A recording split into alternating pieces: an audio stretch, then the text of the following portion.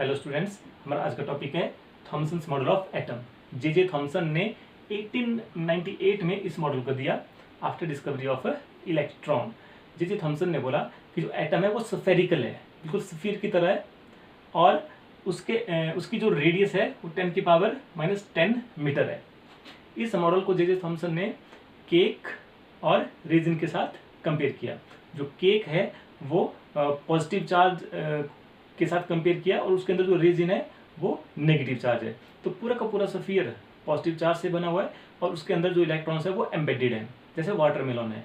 पूरा का पूरा वाटरमेलन पॉजिटिव चार्ज है और उसके अंदर जो सीड्स हैं वो इलेक्ट्रॉन्स हैं। तो बहुत ही सिंपल सा एक मॉडल है, इसको वाटरमेलन मॉडल भी बोलते हैं या रेजिन पुडिंग मॉडल भी इसको बोला जाता है। ठीक है, बहुत ही जल्दी इसको डिस्कार्ड कर दिया गया क्योंकि जो नेक्स्ट डिस्कवरी हुई रदरफोर्ड स्कैटरिंग एक्सपेरिमेंट, इसकी वजह से ये डिस्कार्ड हो गया, फेल हो गया। रदरफोर्ड स्कैटरिंग एक्सपेरिमेंट 1909 में रदरफोर्ड और उसके दो student Hans Geiger and Ernest Marsden ने दिया। ठीक है, इस एक्सपेरिमेंट में रदरफोर्ड ने एक लेड का ब्लॉक लिया और उसके अंदर रेडियो एक्टिव मटेरियल रखा। रेडियो एक्टिव मटेरियल से जो रेडिएशन निकली, इनमें से अल्फा रेज को सेपरेट करके एक स्लिट में से पास किया ताकि एक सिंगल बीम मिले, और उस अल्फा रेज को गोल्ड की फॉयल के ऊपर स्ट्राइक करवाया। ठीक है, इस गोल्ड की फॉयल के चारों तरफ एक सर्कुलर फोटोग्राफिक प्लेट लगाई गई और इस फोटोग्राफिक प्लेट पे जिंक सल्फाइड की कोटिंग की गई। जिंक सल्फाइड कैसा मटेरियल है, जब इसके ऊपर कोई रेडिएशन स्ट्राइक करेगी तो वहाँ पे स्पार्क प्रोड्यूस हो जाएगा, इसलिए जिंक सल्फाइड की कोटिंग की गई। ठीक है, तो जैसे ही यहाँ से अल्फा रेडिएशन पास की गोल्ड फॉइल में से, गोल्ड फॉइल की थिकनेस 100 नैनोमीटर रखी गई। 1 नैनोमीटर 10⁻⁻9 मीटर के बराबर होता है। ठीक है, आपको पता है जो अल्फा पार्टिकल्स हैं ये हीलियम 2+ आयन के बराबर है। इसका मास 4 है और इसके ऊपर चार्ज 2+ है। मतलब पॉजिटिव चार्ज के पार्टिकल पास करवाए, स्ट्राइक करवाए गोल्ड फॉइल पे। जब इसके ऊपर फॉइल करवाए तो रदरफोर्ड ने कुछ ऑब्जर्वेशन ऑब्जर्व की, और क्या ऑब्जर्व किया कि इस फॉइल में से मैक्सिमम जो पार्टिकल्स हैं, अल्फा पार्टिकल्स हैं, वो अनडिफ्लेक्टेड ही निकल जाते हैं। अबाउट 99% पार्टिकल अनडिफ्लेक्टेड निकल जाते हैं। और कुछ एक, जैसे यहाँ पे दिखाया हुआ ये अनडिफ्लेक्टेड एरिया, हम इसको मान सकते हैं। कुछ एक पार्टिकल्स हैं जो छोटा सा एक एंगल बना के डिफ्लेक्ट हो जाते हैं, जैसे ये वाला एरिया है, स्मॉल एंगल बना के ये डिफ्लेक्ट हो गए। लेकिन बहुत ही कम 20,000 में से कोई एक पार्टिकल ऐसा आएगा जो बहुत ही ज़्यादा एंगल से डिफ्लेक्ट होगा, 90 डिग्री या उससे ज़्यादा एंगल से डिफ्लेक्ट होगा। ये वाला जो एरिया है ये बहुत ही स्मॉल नंबर में ये पार्टिकल्स हैं। तो 3 ऑब्जर्वेशन उसने दी। पहली कि 99% पार्टिकल अनडिफ्लेक्टेड जा रहे हैं, कुछ एक पार्टिकल छोटा सा एंगल बना रहे हैं, और बहुत ही कम 20,000 में से कोई एक पार्टिकल 90 डिग्री या उससे ज़्यादा का एंगल बना के, इवन 180 डिग्री का एंगल बना के उसी रास्ते से वापस आ रहा है। तो इसको एक्सप्लेन करने के लिए रदरफोर्ड ने कहा कि जो एटम है, ये इस शीट को, गोल्ड शीट को यहाँ पे दिखाया गया है, कुछ एटम की थिकनेस है इसकी। रदरफोर्ड ने कहा कि एटम के अंदर मैक्सिमम स्पेस कैसा है, ब्लैंक है, एम्प्टी है, खाली है, और एटम का सारा पॉजिटिव चार्ज एक छोटे से एरिया में प्रेजेंट है, बिल्कुल सेंटर में है वो एरिया, जैसे यहाँ पे दिखाया हुआ है, और इसको उसने नाम दिया रदरफोर्ड ने न्यूक्लियस। पूरा का पूरा पॉजिटिव चार्ज न्यूक्लियस के अंदर है और उसके बाहर इलेक्ट्रॉन घूम रहे हैं। इलेक्ट्रॉन और न्यूक्लियस के बीच में जो स्पेस है वो एम्प्टी है, खाली है। तो ऐसे अल्फा पार्टिकल, अब अल्फा पार्टिकल पे भी पॉजिटिव चार्ज है, ऐसे अल्फा पार्टिकल जो न्यूक्लियस से बहुत दूर से निकल रहे हैं तो वो अनडिफ्लेक्टेड जा रहे हैं।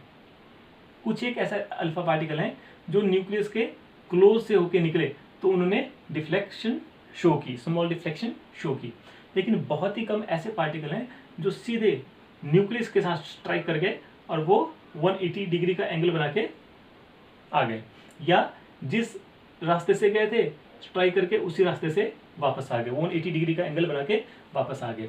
तो यहाँ से बहुत इंपॉर्टेंट, रदरफोर्ड ने कहा कि एटम के अंदर जो पॉजिटिव चार्ज है वो स्मॉल एरिया में प्रेजेंट है, वो कंसंट्रेटेड है छोटे से एरिया में, और वो एरिया बिल्कुल एटम के सेंटर में प्रेजेंट है, उसको नाम दिया रदरफोर्ड ने न्यूक्लियस। ठीक है।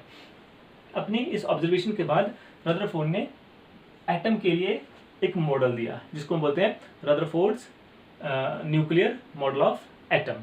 ठीक है, रदरफोर्ड ने जो मॉडल दिया उसका जो फर्स्ट पॉइंट है, एंटायर मास और and charge is present in nucleus. Atom का जितना भी मास है और जितना भी पॉजिटिव चार्ज है वो न्यूक्लियस के अंदर प्रेजेंट होता है। ठीक है, और न्यूक्लियस कहाँ पे है? एटम के बिल्कुल सेंटर में है, बहुत ही छोटे से एरिया के अंदर है। और positive charge is due to protons. Atom का जो पॉजिटिव चार्ज है वो प्रोटॉन की वजह से, और प्रोटॉन कहाँ पे है? न्यूक्लियस के अंदर है। ठीक है, सेकंड पॉइंट ये था। थर्ड पॉइंट, जो एटम का मास है वो सारा का सारा मास न्यूक्लियस के अंदर ही प्रेजेंट है। और वो मास किसकी वजह से है? एक पार्टिकल है प्रोटॉन और एक दूसरा और पार्टिकल हो सकता है जो न्यूट्रल पार्टिकल होगा। प्रोटॉन पे पॉजिटिव चार्ज है और कोई दूसरा पार्टिकल हो सकता है जो न्यूट्रल होगा। इन दो पार्टिकल की वजह से न्यूक्लियस का पूरा मास होता है। बाद में उस न्यूट्रल पार्टिकल को चैडविक ने 1932 में डिस्कवर किया और उसको नाम दिया न्यूट्रॉन्स। ठीक है, न्यूट्रॉन्स को 1932 में चैडविक ने डिस्कवर किया, जो न्यूट्रल पार्टिकल होता है। और एक न्यूक्लियस के अंदर जैसे हमने बोला प्रोटॉन और न्यूट्रॉन्स प्रेजेंट होते हैं, तो प्रोटॉन और न्यूट्रॉन्स को हम इकट्ठे एक साथ बोलते हैं न्यूक्लियॉन्स। ठीक है, what are nucleons? The particles mainly proton and neutrons which are present inside nucleus are known as nucleons. ठीक है, फोर्थ पॉइंट रदरफोर्ड ने बोला अपने एटॉमिक मॉडल में कि जो इलेक्ट्रॉन्स हैं वो न्यूक्लियस के चारों तरफ, ये न्यूक्लियस है, इलेक्ट्रॉन्स है वो न्यूक्लियस के चारों तरफ रिवॉल्व कर रहे हैं। ठीक है, घूम रहे हैं।